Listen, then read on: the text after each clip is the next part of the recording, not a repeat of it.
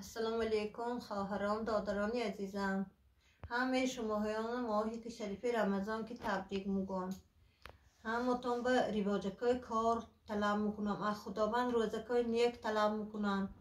خداوند روزکای نیک دی از شما هم به همتون من دستگیری کردیدم، من فرزندم به 10,000 سامان پول روان کردیدم. من از شما میندار دادرکام خواهرکام. الهی در امان خدا باشتان، آرزو حبسه که دلانگیهاتان به خدا همش به مناسب گرداند پروردگار. من از شما میندار 1000 بار دعای شما نکره میشینم خواهرکان دادرکانم.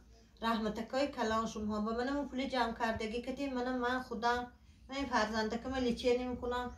هر وقتی که باشد شمایان را دعا کرده از خدا به شما رزقکای وسیع عمرکای دراز تن و جانی ساق بچه کاتون پاچککاش با خار نزند طلب میکنم. رحمتکای کلان الهی در امانه که خدا باشتان، تن و جانکاتون خدا ساخت کند، مقصد و مرامکاتون به خدا مناسب گرداند، عمرکای دراز تید، رزقکای وسیع تید. من به دادگی هاتون از خداوند 1000 بار شما به پروردگار رساند. آمین.